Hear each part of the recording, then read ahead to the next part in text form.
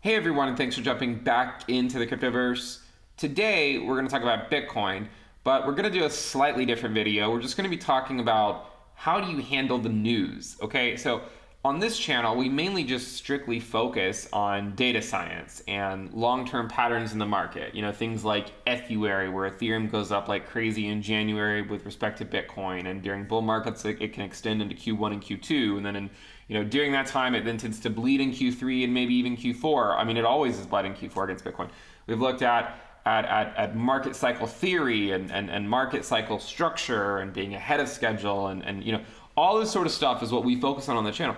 But there's this whole other realm to crypto, which is the news. And there's a lot of channels that dedicate their entire channel to the news. And I would recommend you guys go watch those guys if you're interested in the news. We don't really talk about the news here. Sometimes I'll cover it, and maybe I'll cover it more in the future. But one of the reasons, one of the things I think people need to be careful about when it comes to the news is that people have a way of disregarding good news in a bear market and then disregarding bad news in a bull market. So it almost becomes like the news just doesn't matter, right? So if you think about it, January, February, March, and April, and even before that in October, November, December, there were definitely, tidbits of bad news pieces. It's just that no one cared because we were in a bull market. And then when you're in a bear market, no one cares about the good news, right? Just no one cares about it because everyone's just down in the dumps and they just say, well, it's just gonna dump tomorrow. Who really cares? But then you have this other aspect of it where you don't even know what news is real. And this is something I think is very unfortunate in the crypto space. Like what I see happening quite frequently is someone spreading a rumor, saying something like Facebook is buying Bitcoin or Apple is buying Bitcoin or Amazon's going to start accepting it as payment and whatnot. And all of these things are just fabricated by someone. They never come from like an official source from the company. It always just comes from someone who claims to be an insider, or just someone just makes it up. And then every YouTube channel known to man just starts pushing these narratives of these companies accepting Bitcoin. And then, people then maybe FOMO in and whatnot because of this news, but then it ends up not being accurate in any way, shape, or form. So I think, like any industry, people need to be very skeptical about the news they are receiving from maybe some of the sources they listen to, because if history has taught us anything this year, it's that the rumor about Facebook and Bitcoin was not true, the rumor about Apple and Bitcoin was not true, the rumor about Amazon and Bitcoin was not true. So they just weren't true. And you have all these people that assume they are true, even though they originated from a source that is really sketchy. Like someone just putting out a tweet, like some influencer that just puts out a tweet that says there's some insider and they have these sources that say such and such is buying Bitcoin.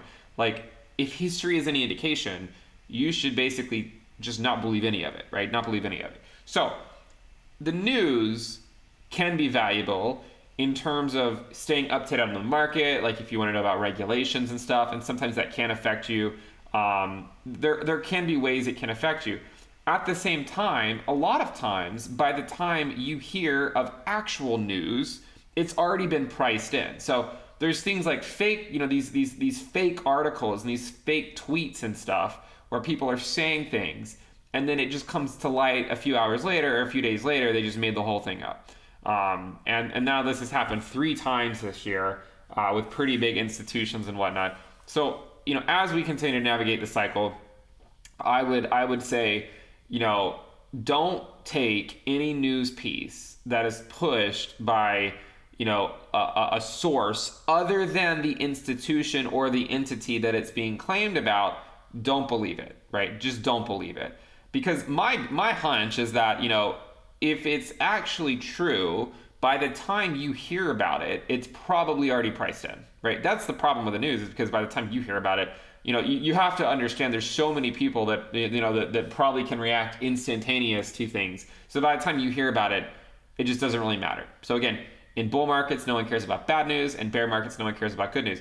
But then the problem is that, at the end of a bull market or at the end of a crazy run, you still have the same level or the same quantity of bad news. It's just that then people have to find a scapegoat to why the market is not continuing up in the fashion that they maybe thought it was, or just to provide people with a reason to rationalize why the prices are going down and why they should go back up in the not so distant future. And they'll say, well, it's because of this, right? It's because of this piece of news and whatnot. But in reality, all of these news pieces, a similar quantity of these news pieces were always there during the bull market. It's just that no one cared. So then when things start to turn around, you have to blame it on the news, and then you start yelling manipulation and stuff. The funny thing is to some degree, all of us, right? I mean, to some degree, anyone who's trading crypto, you're changing the market, right? If you buy and sell Bitcoin, you're changing it. Everyone likes to yell manipulation on the way down, but they don't really like to yell it on the way up. I mean, it's either the whole market's either manipulated or it's not. I just assume that it's a market and that this is the way markets behave.